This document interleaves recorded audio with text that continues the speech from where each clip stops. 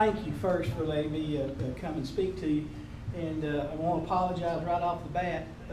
The photos I wanted to show you were from Puerto Rico this year while we were deployed there for a couple of weeks, and but I'm going to try to describe those photos to you, and a little bit about the trip. But then we're going to move right along and talk to you about APRS, because if you guys have just put up APRS Digipeater, it means that there's some serious interest in APRS in this club. Am I correct? Raise your hand if that's okay. How many of you know what APRS stands for? Automatic Packet Reporting System. Yeah. It does not stand for track my car or let me know where my house is, okay? How many of you have run APRS before, a few years back, okay? And what did you do with it? Let's start back here in the back. Oh, I take it when I go to Chicago for work, let my wife find where I'm at. Yeah, okay. Where am I? Yeah. I pulled into Hardee's a few minutes ago and intentionally shut mine off so my wife would not be able to see where I was at.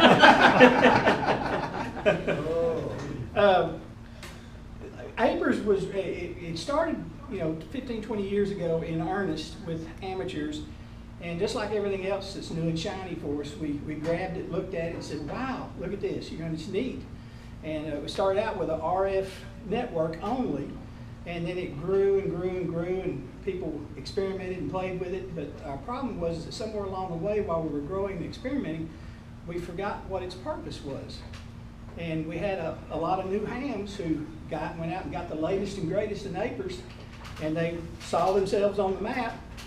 And they drive down the road and they see themselves on the map, and they put one up at their house, and they watch that house for hours, days, weeks, and the house never moved. Okay, It doesn't. And it's really neat. It's really cool. If you need to know where your house is at, APRS can do that for you. But we kind of missed the purpose of it, and it's an automatic packet reporting system. And what it's designed to do is to show you what's around you, okay? The resources that are available to you. How many of you have been to Hawaii? Okay. Now, wouldn't you have been able to come off the airplane and see exactly where all the repeaters are in Hawaii and what their frequencies were?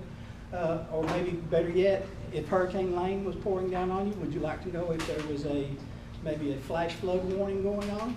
APRS will give that to you, okay? And matter of fact, that's what we're looking at here. Is a screenshot, and this is a flash flood warning on the main island as Lane was approaching, and it's depicted exactly as it was by the National Weather Service. The lines are the same, but all this comes to us over RF, APRS.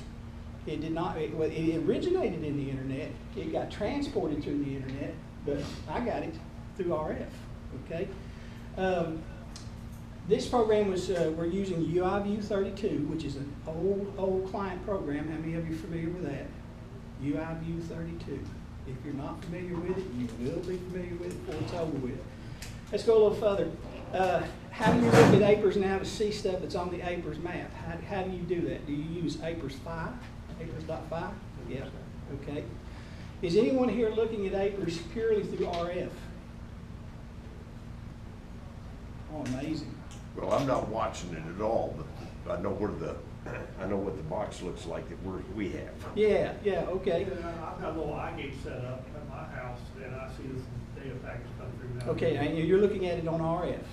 Right off the RF dongle will come in. Yeah, Send it out. yeah. And well, the next question is if I chop the internet off and just killed it, would your station continue to operate?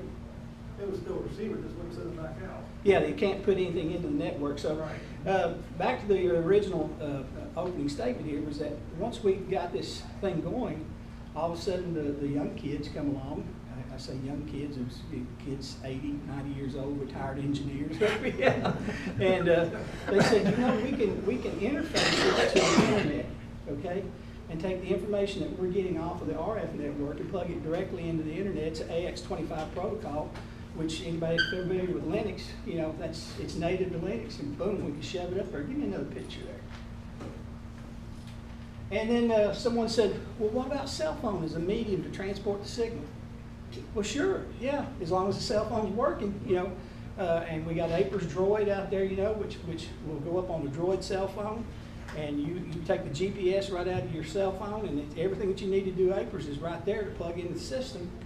And then what about the iOS systems, Apple? Yeah, well, there's all kinds of programs out there, and everything that Apple's got has got some kind of GPS in it. So for just a few keystrokes now, you can get into APRS and put yourself on the map if that's what you want to do. But that's probably not what I want you to do, okay? Because you get bored with APRS again, okay? You get bored of looking at your house, it doesn't move, okay? Your wife actually will get tired of watching you pull in Hardee's, okay? And if your wife is like my wife, she's not too particularly interested in amateur radio anyway, she just soon not turn the silly things off, okay? So if you've got an XYL that loves amateur radio, you need to go home and treat her nicely, okay? This was a screenshot, again, let's see, I think this one probably come from APRS 5. No, this one was UIV 32. And this is looking at the island chain, and notice the position of lane. Position of lane predicted 12 hours from now, or from this time, 24 hours, 36, 48, and then 72 hours. Okay, and then this UIV gives me a little information about, it says it's a flash flood warning. Here, that's what it's talking about, this warning. It's flash flood warning. It picks it here. It tells me where it originated. The National Weather Service for Hawaii originated this. And by the way, all of your National Weather Service offices in the United States, in Hawaii and Alaska, are transmitting APRS packets instantaneously. When they issue a thunderstorm warning, actually before the warning is read, and that warning is read by an automated voice, before that voice can read the warning on the weather radio, it's already on your APRS screen if you have APRS configured to look at it, to view it. And APRS 5, they'll show you the position, one of these little tags right here, but they won't show you the outlines. APRS 5 is not set up to do that, but UIV 32 with a little bit of configuration will do that. What do you say? UIV? Yeah, UIV 32. Okay, all right. Yeah, yeah. And APRS ISCE, anybody using that? No. Okay, it can be configured to do everything that you're seeing here, it's just done a little differently, okay? This is an older program. It has, the author of the program passed away about 10, 15 years ago, so it's frozen. The software was, the native code for it was done away with. It's frozen, but it can be easily updated and easily modified, and the directions for it are on the internet. So you'll spend, if you install the software, it installs in just a couple of minutes, but you spend a couple hours updating stuff to get it to work and work properly, okay? But that's an APRS client. And what the APRS client does is it takes the data from your radio, from your TNC, and it converts it to something graphical that you can look at and use, okay? All right, let's go to another picture. Let's pick out any one.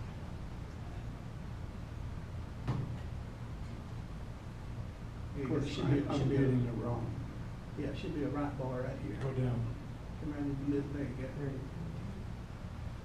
Let me give you one more. There you go. Okay. Here we've just opened up a box, an information box about Hurricane Lane. It tells me the latitude and longitude of Hurricane Lane. And look at here, it tells me the direction that it's traveling. Okay? It tells me the travel is in knots, miles per hour, and kilometers per hour. The time that this fix was taken and the course was 320 degrees.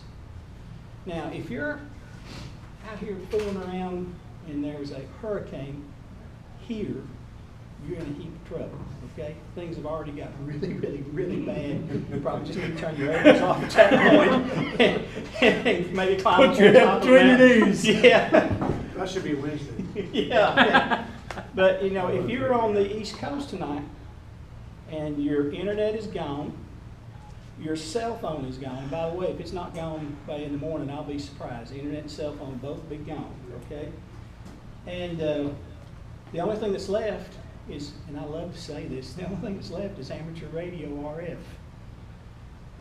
He can still sit right here and see all those warnings in real time.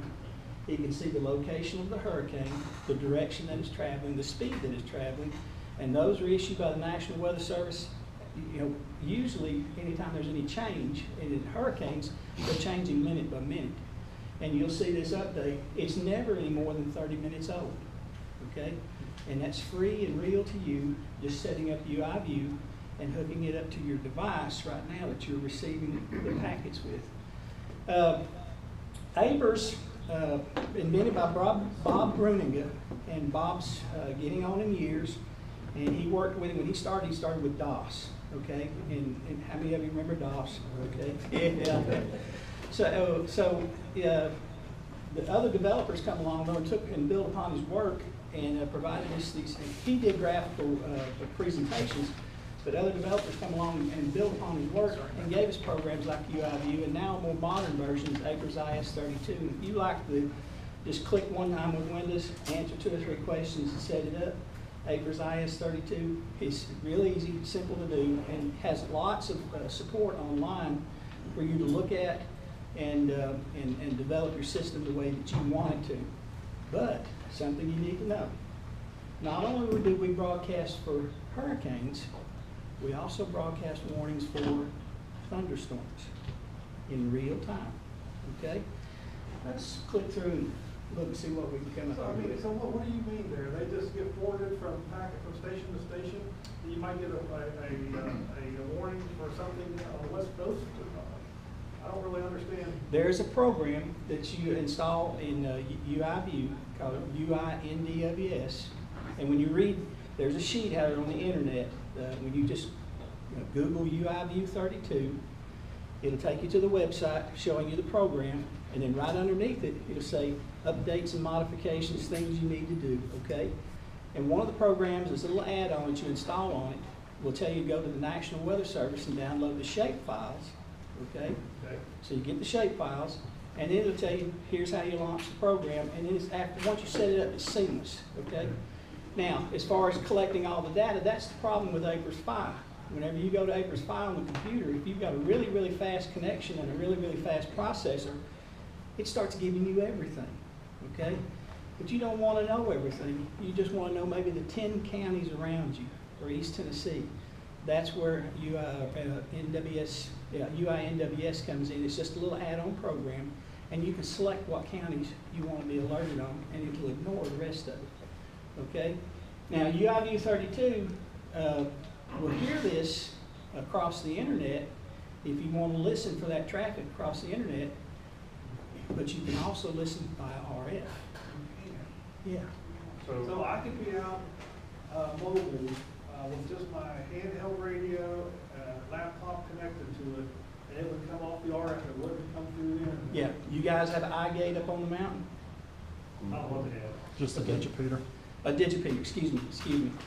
Do you have an iGate capability hooked up to it? I've got an iGate. Okay, he has Yeah, the we can get iGate, into it. okay? Here's how this would set up. On your iGate, you say, I've got UI View NWS set up, okay?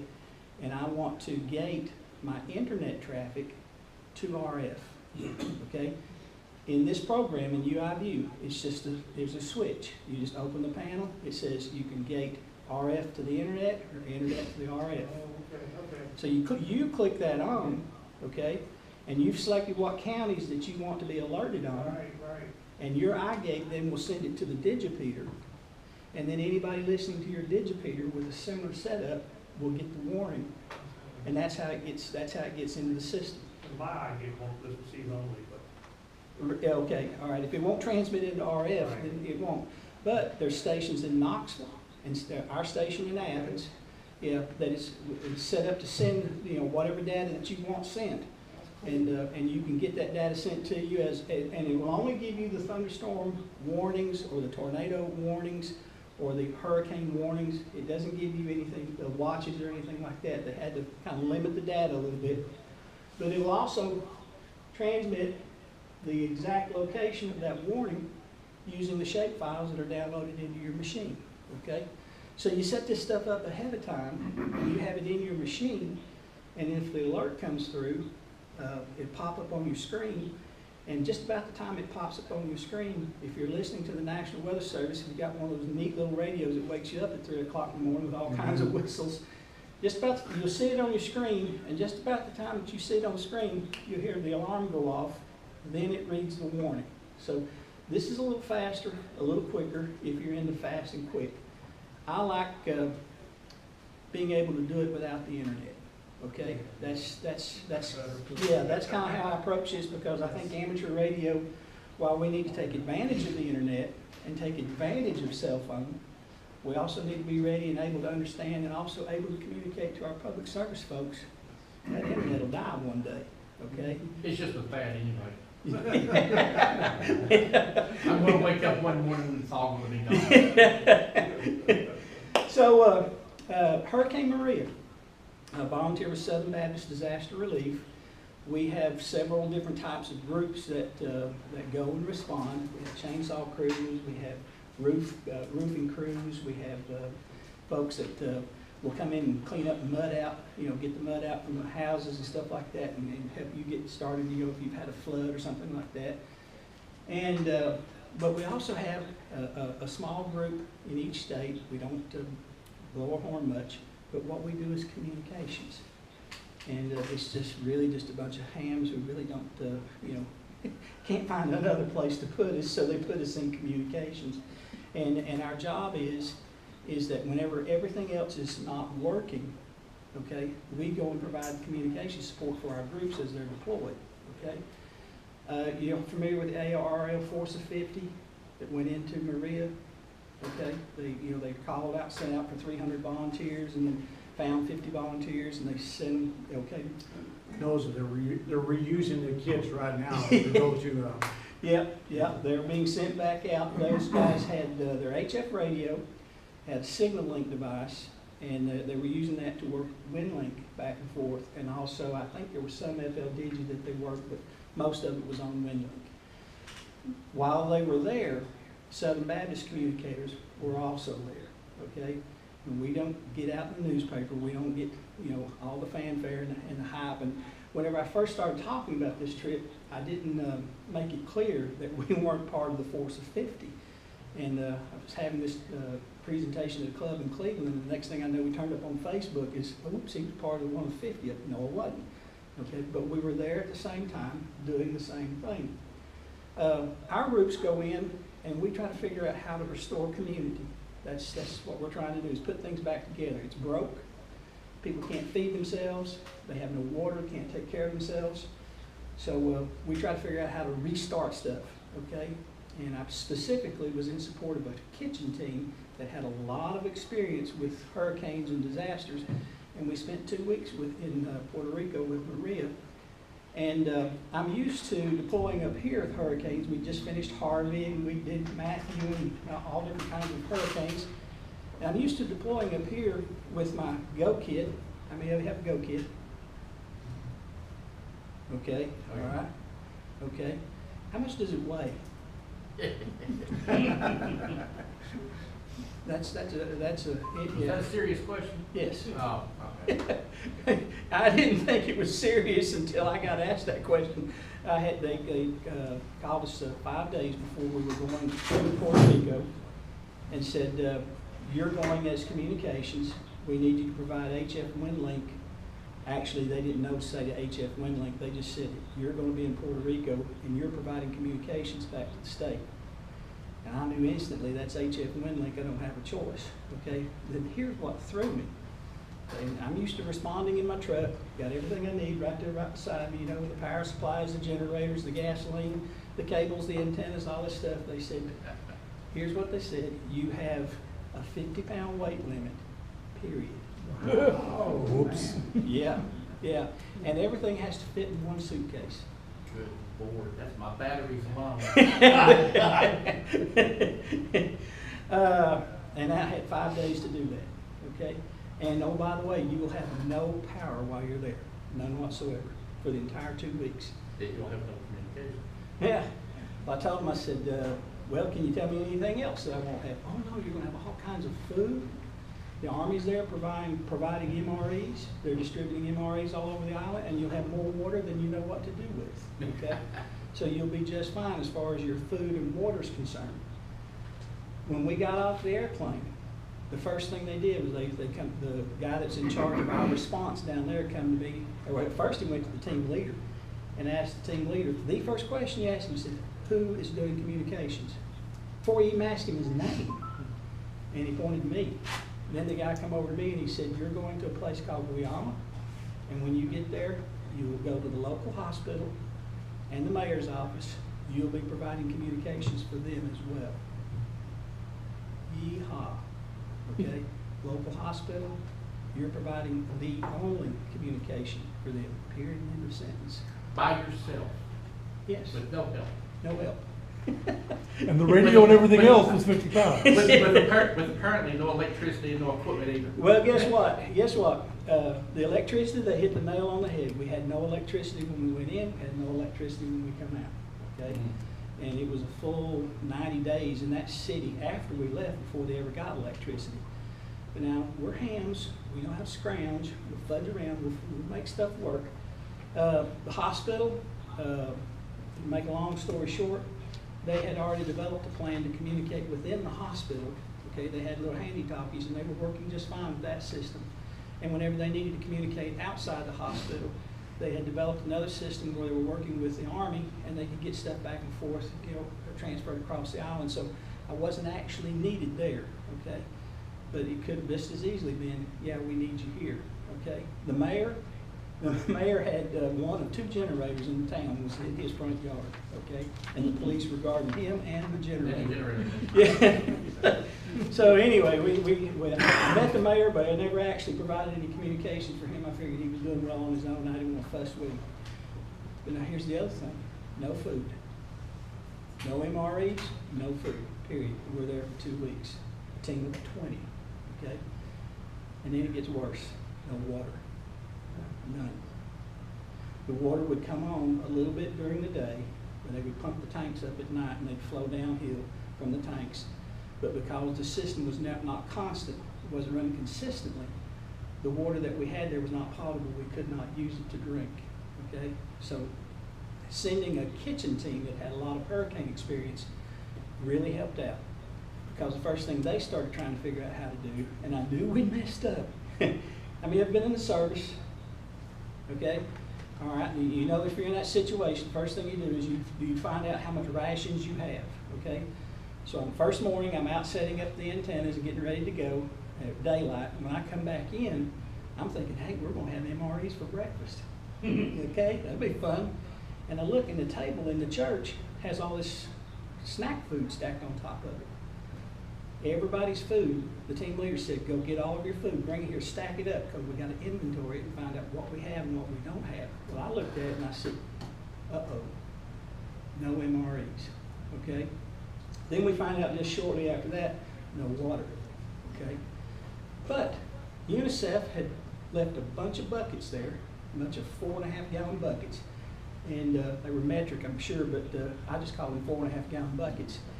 And we started collecting water, and this kitchen crew knew that if they could heat the water, they could purify it, and we'd have something to drink, okay?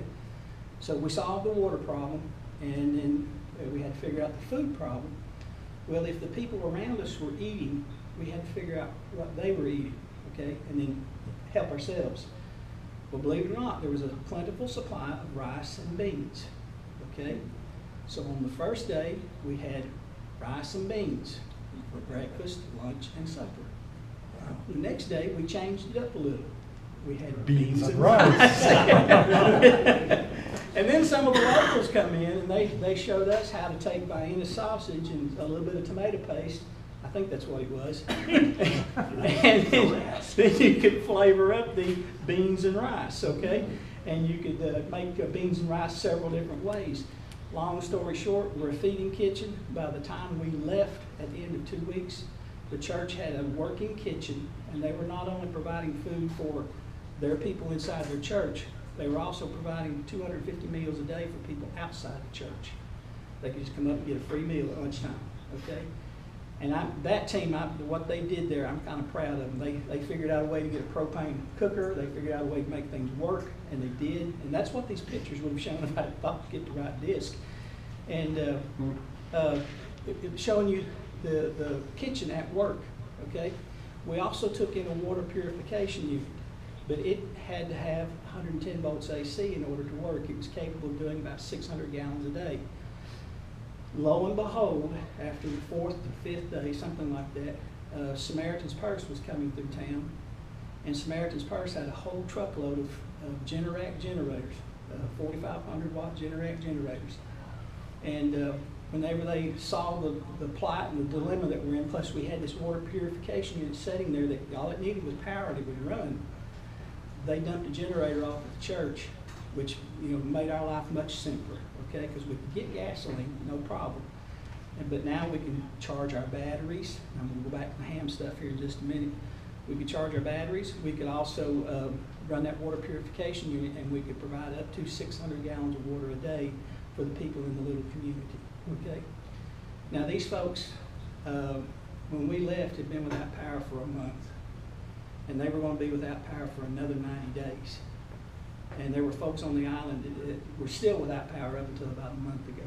And it's, all of you familiar with the term grid down or EME, or we've had something that shut the entire electrical grid down? Yeah.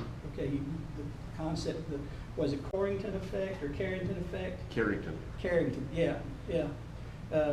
Back in the days whenever they had the telegraph keys and wires, they set the silly things on fire. 1860 something. Yeah, Corona effect, Yeah, heated we shut everything. down all the radio system, everything. Yeah, and now we're, it might happen, some nut over here on the other side of the hemisphere send an atomic weapon up in the horizon 30, 40 miles high, fires it off, and all of a sudden everything we've got that's electronic quits. Because of EMP. EMP, yeah, it creates the same type of effect, but an EMP is a horizon event. Yeah. It just cover half of the Earth. Corrington, anything that the Earth was facing the sun as it happened, it heated up and destroyed. And this was back in the days of the telegraph, and they have recorded instances of the telegraphs actually catching fire. They were buzzing, okay? Yeah, so a lot of energy floating around. But imagine a grid down. What would it be like? Okay, we've been without power for a week, 2 weeks, okay? That's the longest for me. But imagine being without power for 3, 4 months, okay? And your hospital has no power. Your police have no power. They have no communications, none whatsoever.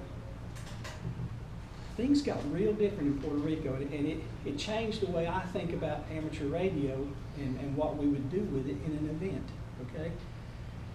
It also changed how I looked at APRS, and also there's some things about us working with disaster relief. And I'm just going to present some ideas here to you here and then show you a few things. Y'all got your smartphones with you or your tablets?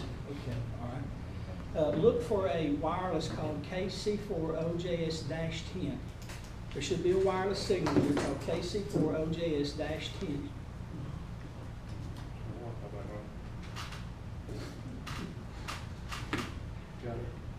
In a grid down situation where everything's blitzed, nothing's working, okay? We have the capability as amateurs to come along and tell the public service folks and everybody around us, hey, I can communicate when no one else can. The problem is have you ever noticed that sometimes they don't really take you up on your offer like that? They don't jump on it, okay? Well, the reason is I mean, they look at it sometimes, and when you say, I'm a ham radio operator, I'm an amateur radio operator, I can communicate, the first thing that goes through their head is they're seeing you sitting behind a desk with a Morse code key. Do it on the computer. Yeah. Are we supposed to connect to that? You can in just a minute, yeah. Well, Hang on, I'm connected gonna have to to show the something to internet. view on this one first. Yeah, don't connect just yet. Hold on. You see it? You see the, I'm okay. connected. We need to disconnect and start over? It should handle 25 connections. Just see it and get connected. I'll give you an address here in a minute. You can go take a look at something. But Well, I'm I'm gonna show you- connected, but it says no internet. Yeah, there is no internet, remember? We're in Hurricane Maria. Oh, that's right. And the internet's gone, okay? data off too. Yeah. Okay. The internet's gone. The only thing you have is a Wi-Fi signal, okay?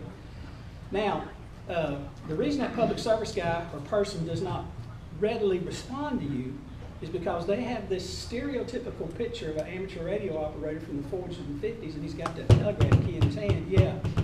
And he's used to sending and receiving megabits of data, at 50 megabits, 60 megabits per second from his pocket. Matter of fact, in his hands, he has a $1,000 communications device that when it's working properly, will do more than you could ever possibly imagine. You know that, you have one yourself. And you look at him and you say, I can communicate. He's thinking, really? You know, and can I be sure that you're gonna get it accurate whenever I tell you I want 100 units of penicillin? That's what he's worried about, okay? Or that I have 150 train car loads of XYZ chemical laying on the ground here at Norfolk Southern, and we're fixing to evacuate 3 cities. Can I be sure that you get it exactly right as you're transmitting your data? And by the way, who are you telling this to? You're putting it out here on the open airwaves, okay? So they're hesitant, and they keep reaching for that iPhone, and they're trying to send data because you know, the internet's gone, okay? Cell phone's gone. Even with the hardened systems, this is happening on the coast tonight, even as we speak. Hardened systems are being swallowed up, okay? So I watched this while we were in Puerto Rico, and I noticed that every person on my team had one of those $1,000 communications devices, which now are nothing more than glorified data collecting systems, okay? They could put a message on it and hang on to it and, you know, transmit it when they got home. They could take all kinds of geocoded pictures that had the exact location of what they were shooting on those pictures. They just couldn't do anything with them, okay? Then they come back to camp at night, and guess what they asked the ham radio operator to do for them? Dump it somewhere. No. They looked at me and they said, can you charge my phone for me? Oh, And I'm going, huh?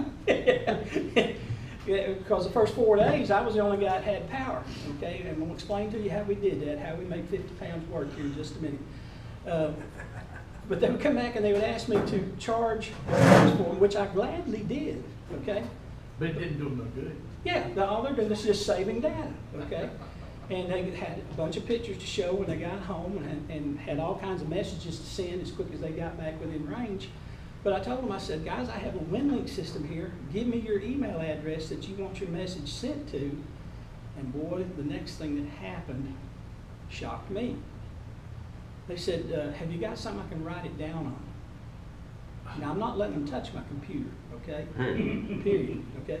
So I had to reach into my tablet or my bag, pull out a tablet of paper, and with their pencil, they wrote their email message and they wrote the email address down. And I'm sitting here looking at this and I'm thinking, I'm supposed to be the communicator here, okay? And I just handed them a pencil and a piece of paper. No wonder they don't have any confidence in me, okay? Give me another picture here. Look at stuff. Go the other way, okay. Oh, that hole right there. Notice all these other stations up here, okay? That was recorded off of RF and brought into the UIB32. And I saved it as screenshots. Now, we've since modified and changed that procedure just a little bit. And y'all hang on to that. What I'm going to show you next is not screenshots. If you'll look on the screen there, you'll find the main screen, find a program called UIB32. It'll say UI32, I believe. Okay, yeah, Yeah, just launch that one. There is UIB32. Now, we're not going to connect to the internet. Remember, we've had a disaster, so we're not connected to the internet. And there's a messaging program that's launching. It has peer-to-peer messaging inside UIView. If you have one UIView user here, another UIView user somewhere in the United States that's in RF network or the internet, wherever, okay? You can type your message in. It's a pretty good chance he's going to see it in just a few seconds, and he can hack it back to you, okay? So it has two-way communication, but it's very short. It's only 67 characters. We like to say it's the original Twitter. Yeah, okay. All right, go up here to logs. And play a log. We'll let this play in the background. And click on fast. And then hit playback. Now you guys are en route to the coast, okay? You're responding to a natural disaster. Go ahead and give them a full screen. Is that your full screen? Yeah, that's full screen. Okay, all right. Yeah, change the aspect on Okay. You guys are en route to the coast. okay? We don't have a remote for that TV for some reason. Somebody stole it out of this room, so we can't change it to. And what I want you to know is you're playing a log of data that I recorded RF night before last, okay? And I just wanted to have this played back to you here tonight. That's playing real fast, okay? It's going like 5 times the speed it normally would. Each one of these yellow boxes is a transmission telling me that there's some kind of weather occurring inside this yellow box. If I look inside the yellow box, I find one of these tags that tells me what kind of weather that is. It's either a severe thunderstorm, which that probably is a severe thunderstorm, could be a hurricane, could be a tornado, okay? But there is a warning inside of some of these boxes. It'll just take a few seconds for it to pop up. You click on the tag, right click, it gives you all the details and information. That little box we showed you earlier showed about wind direction, speed, and all that stuff. That's available for each one, updated in real time. So you guys have got UIView 32 set up on a computer. It's hooked up to your TNC and your radio, however you're doing that, okay? It's receiving the data, and you're traveling now. You're not pinging your position because you don't want your wife to know where you're at, but you got in the car and you decided you go to the west or east coast and you respond to this hurricane out here. So you turned that off. You're going to be in heap of trouble. You're in a heap of trouble, okay? But if you wanted someone to know that you are going to the East Coast and your exact position, you would leave that on, okay? As in my case, whenever I travel, I'll have a group of about 15 or 20 people that will be going with me, and we'll be meeting a semi-truck that's coming out of Sullivan County, somewhere over here on the coast. I need to know where he's at in real time. He needs to know where I'm at in real time, and all he's got to do, he's not a ham. Okay, but he has APRS 5 on his cell phone. As long as he's got cell phone coverage, he just hits my call sign, and bingo, it's a hot link. It pops up on his screen. He says, right there's the crew. Right there's my communications guy. Okay. Well, how do you find out where he's at? If call him on the telephone, he's not a ham. Right. Well, that's what I was wondering. But I can put APRS on his semi if I want to. I can take a unit. You know, there's a portable unit right here. So the app for the cell phone's only a one-way communication device. It's not both ways. It's both ways. Okay, so it doesn't report his position back across the cell phone network to you? He can use parts of APRS, even though he's not a ham, as long as he stays on the cell network and the internet, but he cannot put it out into RF. So that's the issue right there. He has to be a ham to Yeah. do a lot of that. I just had that call sign to send any data out at all. Yes, that's the whole point. He Well, can't- if he's not a he- ham, he- well, because he's not a ham, he's not able to send out on RF. But he can send it out from even through the cell phone. There's a He's whole, not sending out on RF though. there's a whole other network that rests in on top of the RF network, and it's called Citizens Weather Program. And most hams have it turned off because it just drives us nuts. And these guys are not hams, but every one of them sets up a weather station, and it reports to via the internet to this system, and we see all of it. So I can tell you what the weather is, 15 different stations around us if I want to look at it. But it gets so cluttered, I've got it turned off. I've got it turned off here. This is just weather from the National Weather Service. Using APRS Droid, this guy could set up a citizens weather station, okay? He can also stay on the internet side and put in a tactical call sign. APRS will accept tactical call signs. As long as somewhere in there you have your call sign, it's okay to go out in RF. And everybody can use it on the internet, okay? And it gets really fuzzy sometimes, kind of keeping up with it, making sure that the guys that are not licensed, of course, now this stuff will tell on you. APRS 5 keeps a record for 2 years, so it doesn't happen often, okay? But my call sign one time did turn up in Las Vegas, I think it was. The guy was keying in his call sign, setting up his APRS station. He was KC4OJS something or other, or KC4OJX or something like that. He missed it by one letter.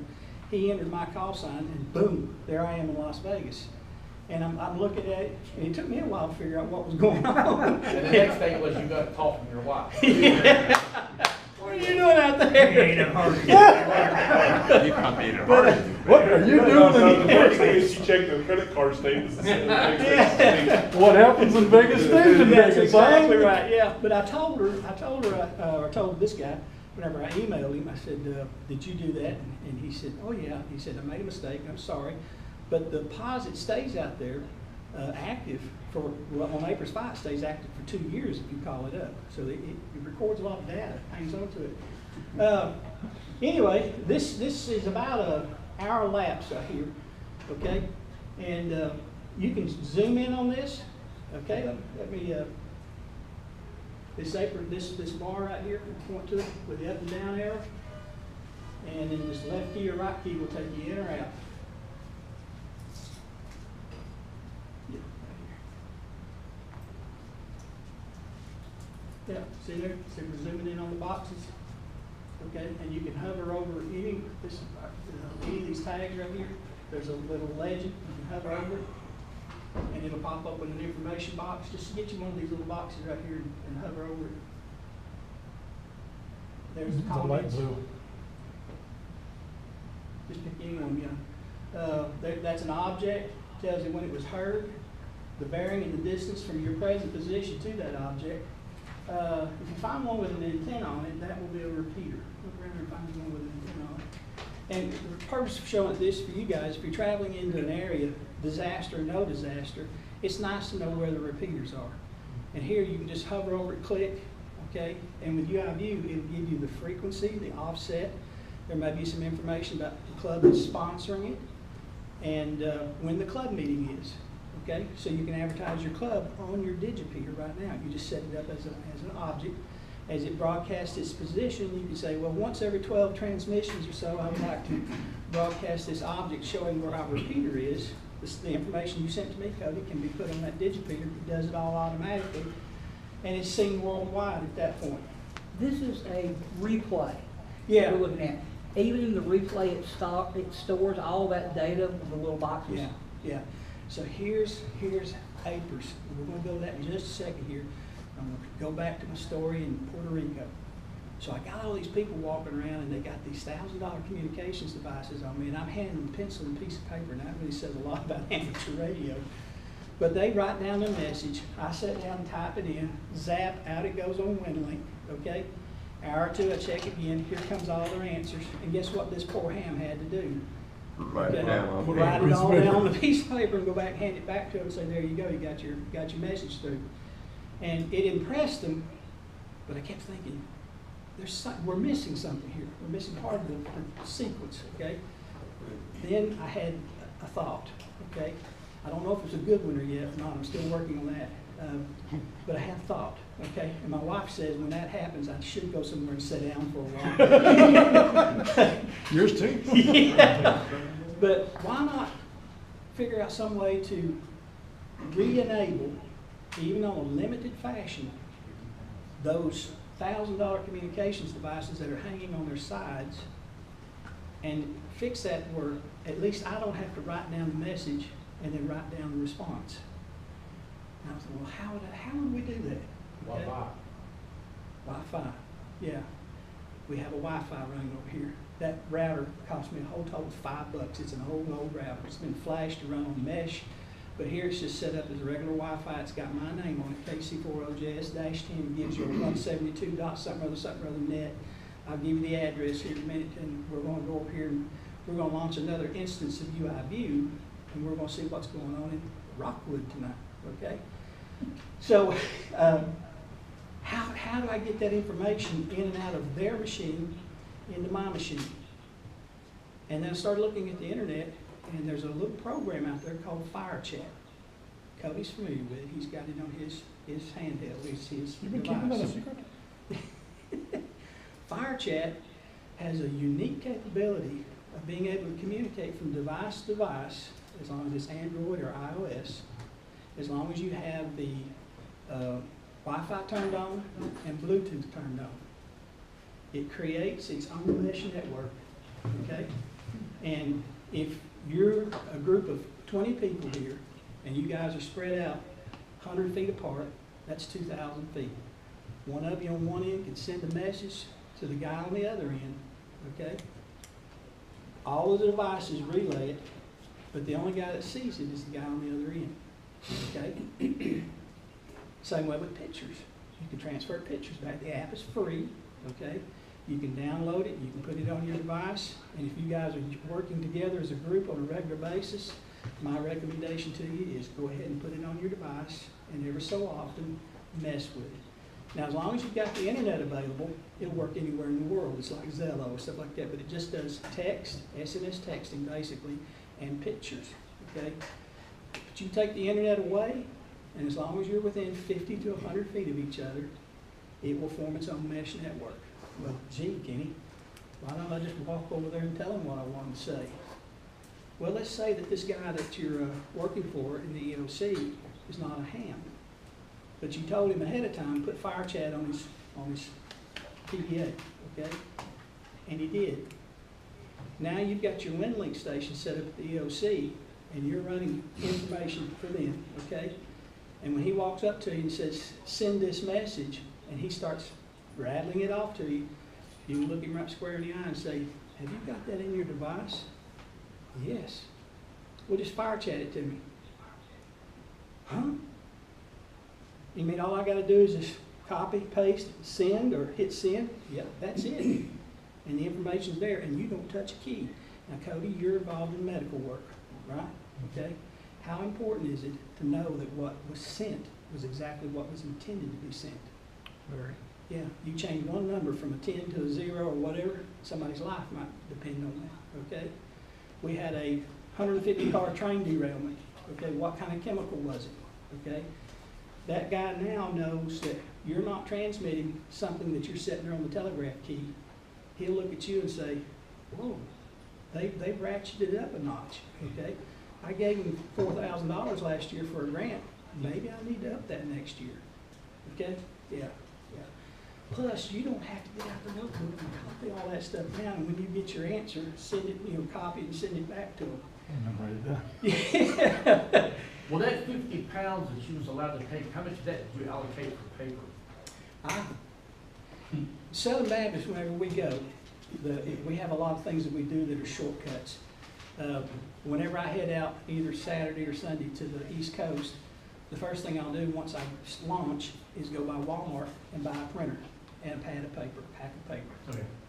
And it stays brand new right there in the truck right beside me. And whenever I get to where I'm going, set up the WinLink station, set up the command, whatever we're doing, and put the printer in place with the computer.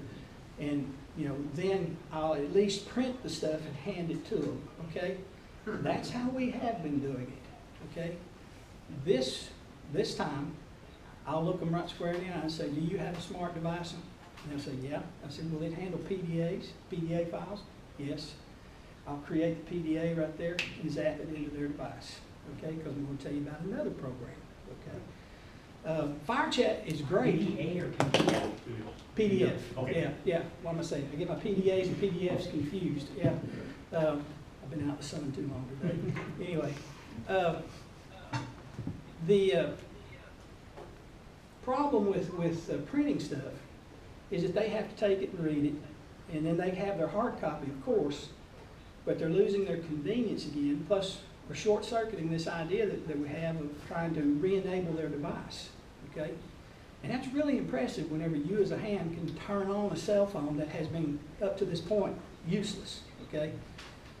Well, there are apps on the internet that you can download from Android or iOS that allow you to, without having them go put anything on their phone, allow you to transfer data to and from their phone, not with mail, but with their browser. It's using a modified form of FTP. Yeah, push the data. Yeah, it pushes. Yeah, it also pulls. Yeah. So you launch the app on your device, and it will give them, if they're connected by a Wi-Fi, so we've already established we're going to be bringing a little router, it'll tell them to log on to that router and the web page. It puts a web page up on their device, and it says, put your pictures here, put your text there, okay? And just as quick as they drop it in those folders, it'll appear on your device. And it works both ways. Yeah. Now, fire chat's great, but they have to have it installed before the disaster. You lose the internet, you can't install it, okay? This, you put on your computer, or you put on your tablet, or your phone, or whatever you want to do it with now, and it'll connect with anything that has a browser. And I thought, that's just the neatest trick. So I've been trying it, working with it, and whenever we go to the West Coast, or East Coast, excuse me, I hope I don't make that mistake. It'll be a long drive. Yes, when we go to It'd be like Sam traveling south and I think you're going north. whenever we go to the East Coast, I'm going to have the printer there. I'm going to have the pack of paper there, but I'm also going to ask, the person that I'm working with, do you want this as a PDF on your device?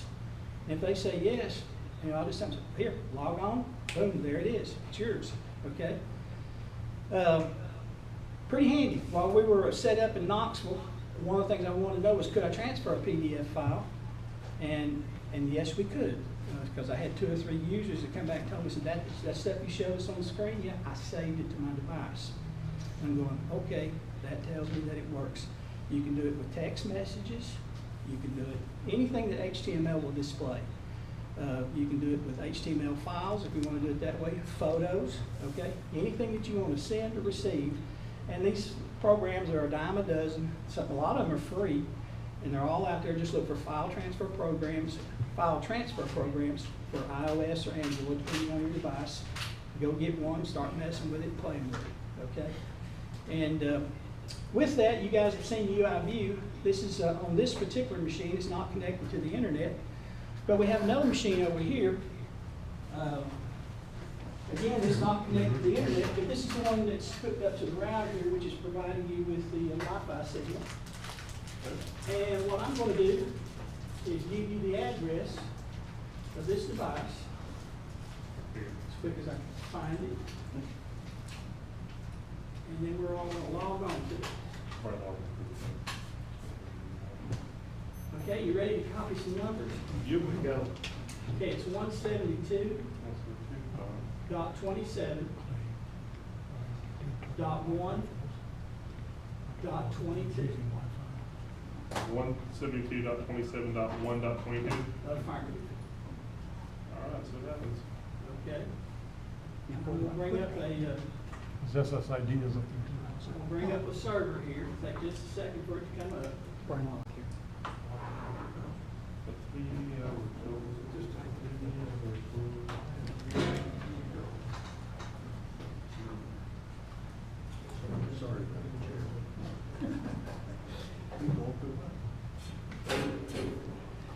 No, you don't. Now 172. There it goes. Wow. All right, what do you see? I see a yellow page, says your web server. 172. The yellow page is to tell me, 172. if you show me your iPhone or Erase your what you device, have. the yellow page tells me that you logged on to the server. That's the only reason the page is yellow, okay? It used to be frog green, but we changed it to canary yellow. 127. You have a menu bar across the top. 27, not 27. 127. You see the menu bar? It should say something like APRS map. You want us to click on One. Maker Map, or Hmm? you want us to click on that? 22. Just browse around, enjoy yourself.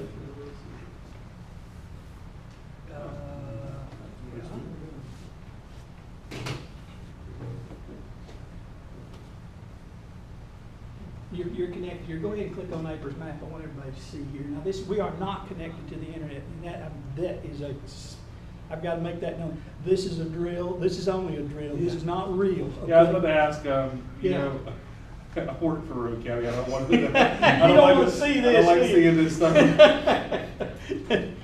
There is County really don't want to see this. If you get the psychology in your head about APRS, that this is not to tell your wife that you're at Hardee's, this is not to keep up with where you're at, this is to report to you everything that's going on around you.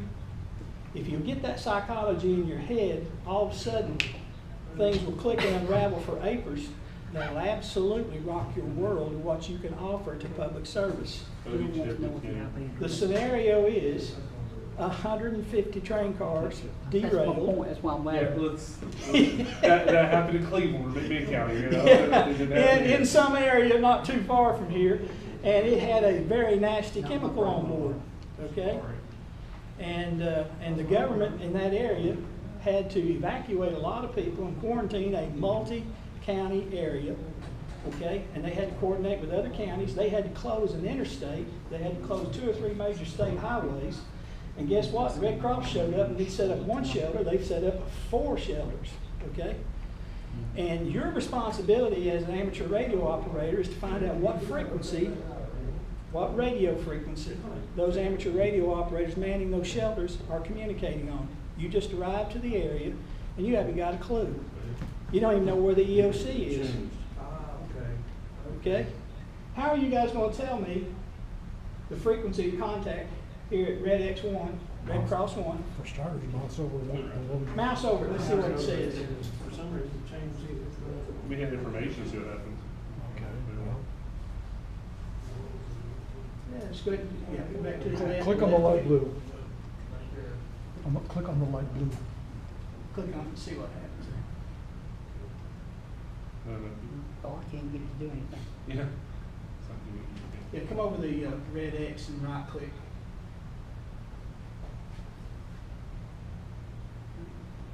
Let's get it printed in. See. This isn't UIV. Yeah, that, He's still on, You're still just on that page. he's on the router page, not on the server page.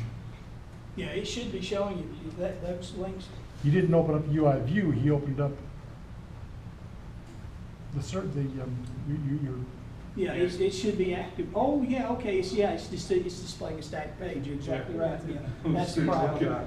I was gonna click it together. when you went to, Yeah, it's just showing you a static page. Hang on just a second. Information. I can't connect. Bulletins. Click on bulletins. I'm waiting here until I Click on bulletins. Yeah. home, Okay. Click on home. Cody check with Kenny. Try to Yeah, refresh then it. go to bulletins. And in APRS messaging, you have the capability of getting NWS bulletins, and also you can originate your own bulletins and announcements. This is sent to anybody that's logged onto the system. They can look at this, and you can have as many bulletins out there as you want. It's not being broadcast on the internet. On the live page, if you hover over the station, it'll show you that the Red Cross shelters theoretically were set up on 146.520, okay? And every one of them set up on 146.520, but on your static page, it won't show that. I've got to turn that on, make that work. But I can enter it here on the bulletins. So first bulletin is Cody, check with Kenny, and then here's the information on your disaster. The bridge at the river, I don't even know what river. You guys got a river around here? Emory? Okay, at the river is closed until further notice. The train that derailed damaged the bridge. State inspectors scheduled to inspect the bridge Friday morning. That would be tomorrow, so the bridge will be back open on Saturday, hopefully, okay? Now, you're in the EOC. The internet is gone, okay? They have no way of communicating. And you come in here and you pop down, you set this up, and anybody that's got a smartphone or a tablet or anything that's Wi-Fi enabled can go to it, and you can at least show them this. This is all built into UIView. You're the one that enters the messages or enters the bulletins, and you can send a message to anybody or anything, okay?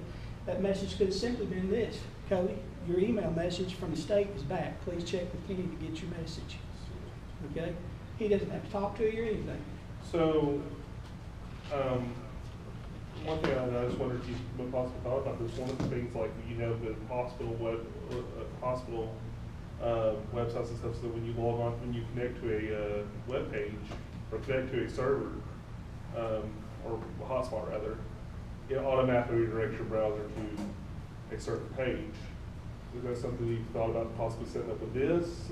Because I mean, just being honest with you, I work in emergency services, and some of my fellow coworkers, you give them a string of numbers, they're gonna look at you like you're stupid. I mean, I'm being honest with you. Yeah. You know? Yeah.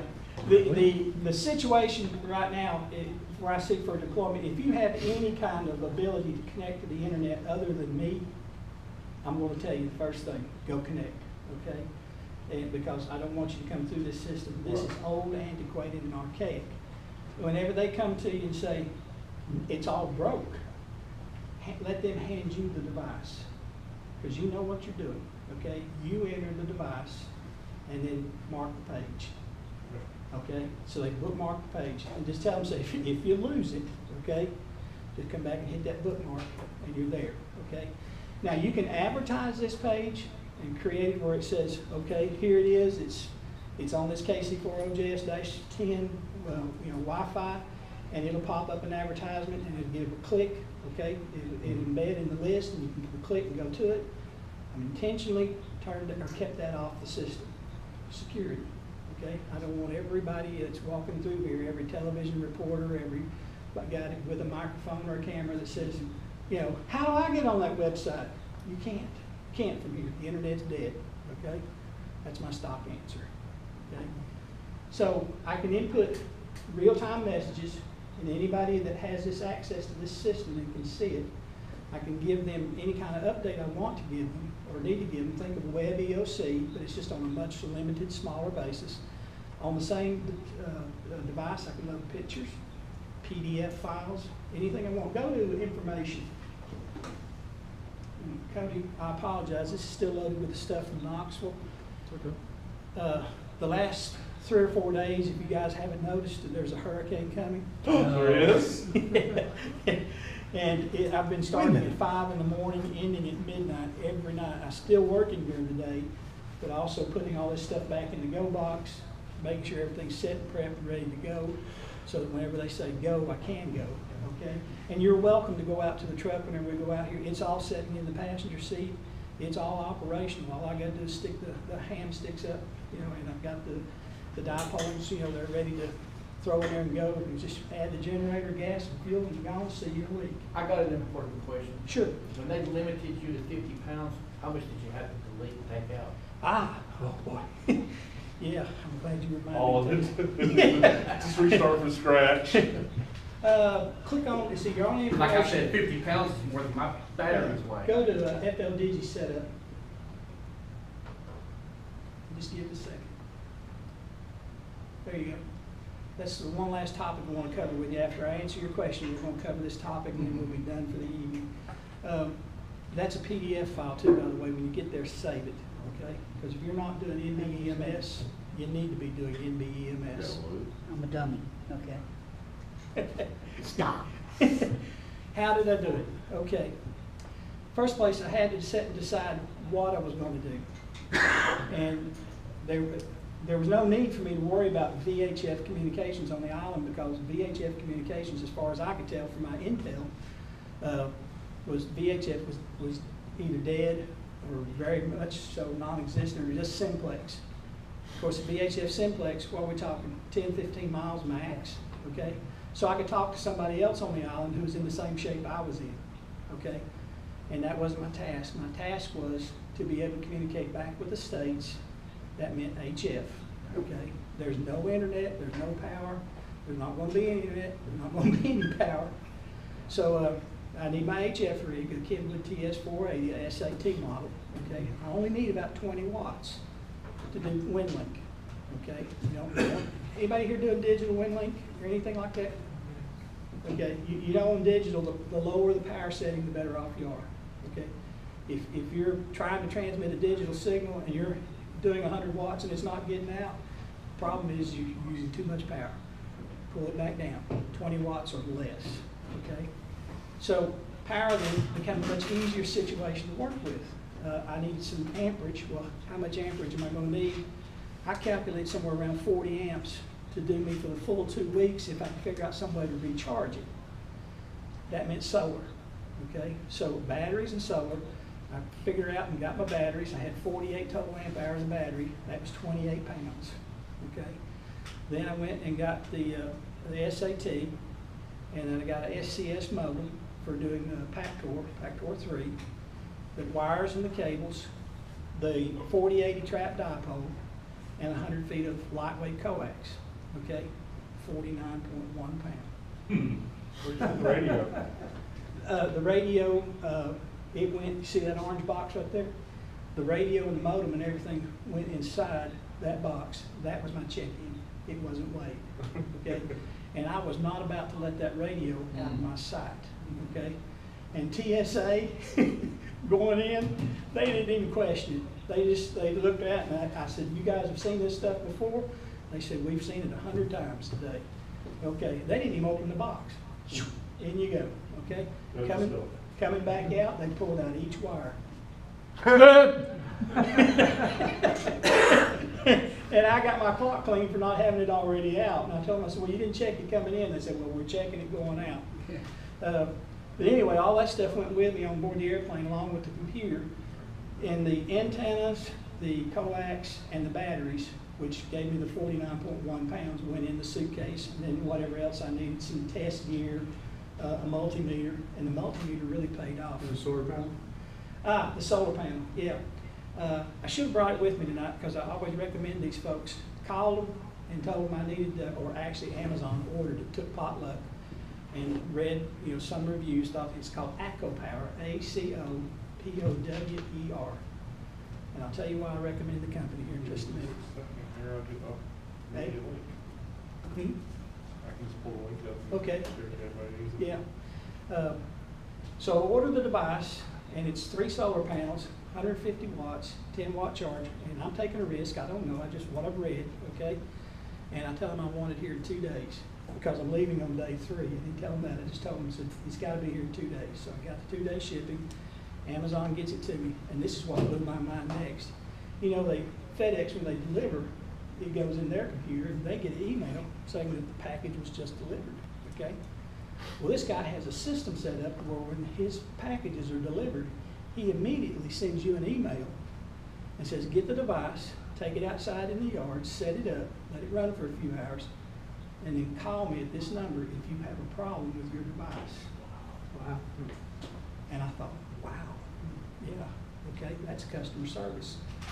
So I shot him an email right back, said, a little busy right now, I'll check it tomorrow, and then if I have a problem, I'll let you know.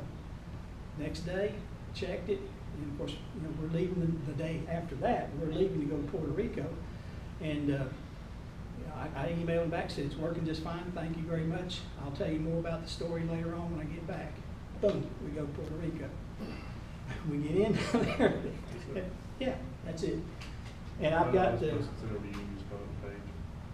batteries, I've got the radio, I've got the antenna all set up, I've got the charger going, and I'm the only fella in 10-block radius, I guess, that can charge batteries on the phone. That was what the communications guy was going to be doing, was charging batteries on the phone until they suddenly realized that we were the only communication. Okay, and WinLink got to be real important, really, really important before the trip was over with.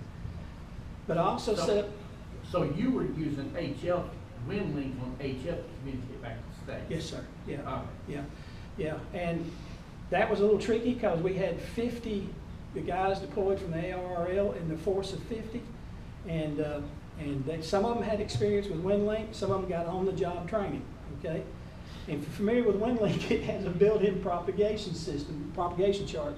You click on it, it tells you the best station for that particular time in order to reach. Okay, so all 50 of them would try to hit that same PMBO at the same time, and half of them were just not getting nothing. Okay. And it frustrated them. Plus, they were doing it on a sound card device, and it was really frustrating. Okay, but some of the older operators or more experienced operators said, "Hey, that chart's just a recommendation," and everybody's trying to connect back with the states. This connects to a worldwide system of internet, and all of a sudden they would take those little 40-meter dipoles and they point them towards Switzerland or Europe or Africa. I pointed mine towards Mexico. And I found an automated station in Mexico. I could connect just like that, send my data, and boom, we're on our way. So we got some folks coming back in the force of 50, and they're going, I'm telling you right now, you better use APRS. That WinLink's useless, okay? Because they had no success with it. And then other guys coming back saying, man, piece of cake. Show me something hard, okay? So WinLink worked fine, but it was our only source of communication. First thing we told our folks when we got down there was, hey, we have no power, we need a generator. Now when we got into San Juan, it was like 1 o'clock in the afternoon. It took us till 11 o'clock that night to drive 38 miles to the other side. Okay? You know what the first thing they said, told us back? They said, drive back to San Juan and buy one. You couldn't buy anything in Puerto Rico, let alone drive back to San Juan and buy one. They just weren't there, they didn't exist, okay? And how would you pay for it? Your credit card doesn't work. The banks are closed. They're only giving out $100 a day, and that's to do cash transactions, okay? And you can buy gas at the gas station, but lots of times you gotta have cash. If you don't have cash, you don't get gas, okay? Matter of fact, that was all the time. So, WinLink was the only way we could get help, give help, and it really paid off with communication. But we were also learning very rapidly that we had to take care of ourselves. Okay? We had to learn to become autonomous and take care of ourselves so that we could turn around and take care of others. And it worked out just fine. This team I was with, they're experts at it. A lot of old military guys in there with a lot of military tricks in their hat. And I take my hat off to them because they were doing things and I didn't recognize what was happening. We left San Juan, and one of them turned around and looked at me and he said, get out your pencil and a piece of paper. Why? Write down every landmark you see as you go by. I said, that's crazy. I got out my iPhone.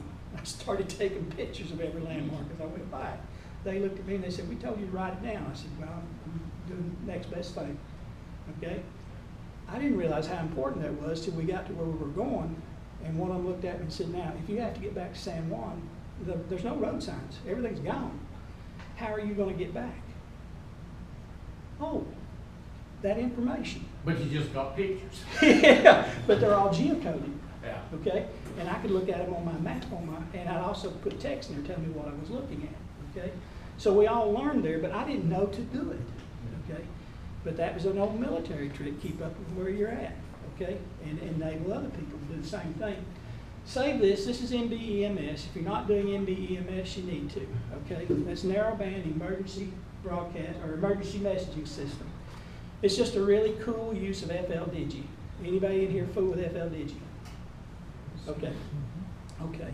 In order to make this work, all you need is a handheld radio, a little FM Bayphone radio will be just fine, and a laptop that has a speaker and a microphone on it. That's it. No other connection. You put FLDigi on there, type in your message on FLDigi. Once it's properly configured, this guide will tell you how to configure it. You hit send, and the same time you hit send, you hit the transmit button on your radio and hold it down close to the speaker. The audio data goes into the radio. You have a system on the other end, preferably within radio range. It won't send you to Florida, however far that Bayphone will reach out. But you can do this with HF too, by the way, reach halfway across the world. And the receiving station on the other end, he's got his little computer sitting there listening to the speaker, and all of a sudden FLDigi comes alive, and the text that you typed in and sent here, you'll see it pop up on that screen there. Okay, and it works really, really well with this narrowband emergency system. Works really, really well with what we just call an acoustic covering. And FM radios is something that every ham's got. You got a handheld here. Okay, you can even send it across public service radio if they'll permit you to do it. Okay, and all of a sudden they'll just start seeing text just pop up on the screen, and it's accurate. Okay. You're not worried if you're sending 10 liters or if you're supposed to inject it with 1 liter or whatever, or was it 150 cars or was it 15 cars? Was it methyl dexyl hydrochloride or whatever, you can get it right, okay? But save that guide right there, hang on to it, and fiddle with it, play with it, have some fun with it. And all this that I've told you about, it all hinges around disaster relief, emergency response, okay? But I'm going to be real honest with you. If you don't play with this, I mean just play with it, okay? And just have some fun with it, you'll not use it. And then whenever stuff happens, you'll say, what? How did we do that? Yeah, how did we do that?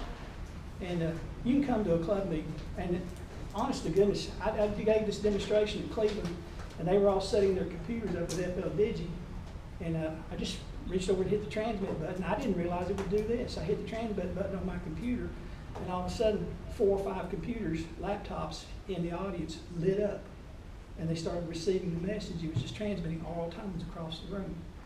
And it was really fascinating. I didn't know it would do that. The program FLDigi is free. It's out there on the internet. Get it, download it, use it. Questions, comments, snide remarks? WinLink, that operates on Windows, I'm assuming? Yes, make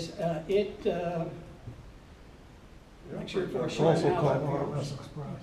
Yeah, it is the WinLink client program. As far as it only works on Windows. I Do they have don't, a Linux version? it would have to run over some kind of emulator. Okay, Yeah. will it run on Wine? That I don't know. Okay. I don't know. So, Run on what? Wine is a overlay that allows you to run a lot of Windows software on Linux. The only problem with that though is if the application uses a lot of Windows DLL files, Linux doesn't have any of those and it won't run. Or if it has to write that into the registry, it won't run. Yeah, there's a great website out there, winlink.org. Yeah. And they'll give you all kinds of information. Those guys are really helpful, and they are really, really neat people to work with.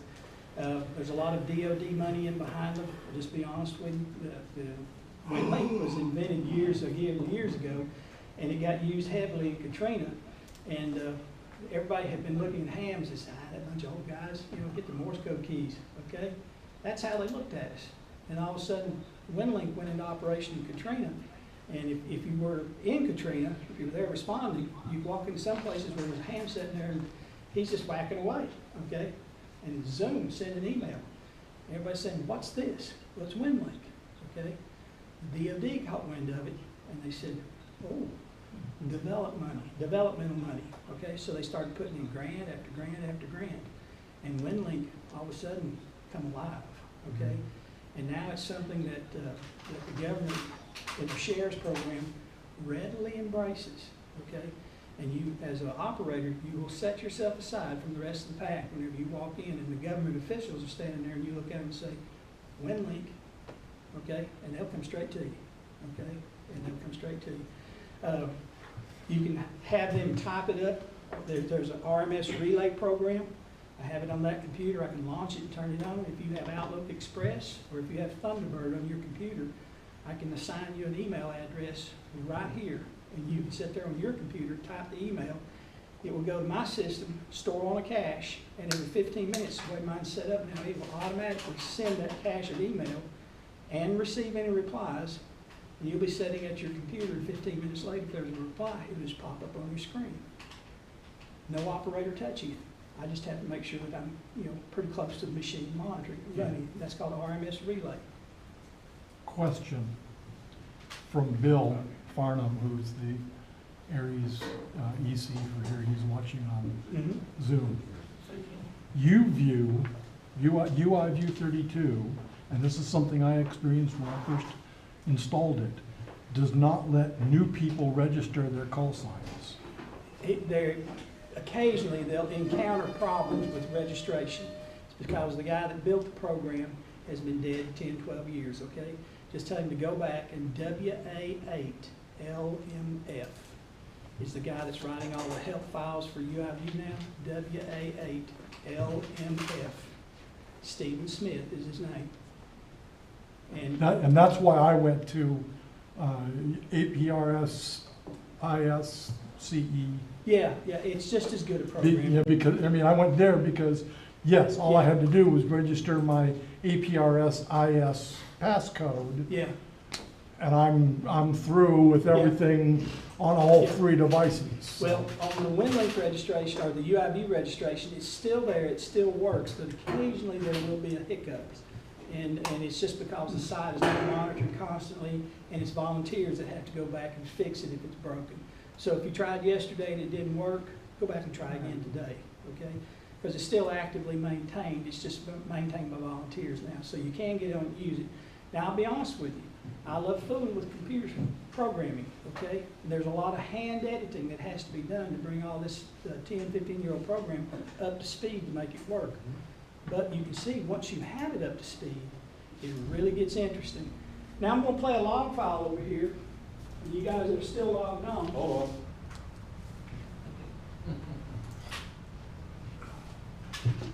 Okay, I'm back. Let me go to the website now.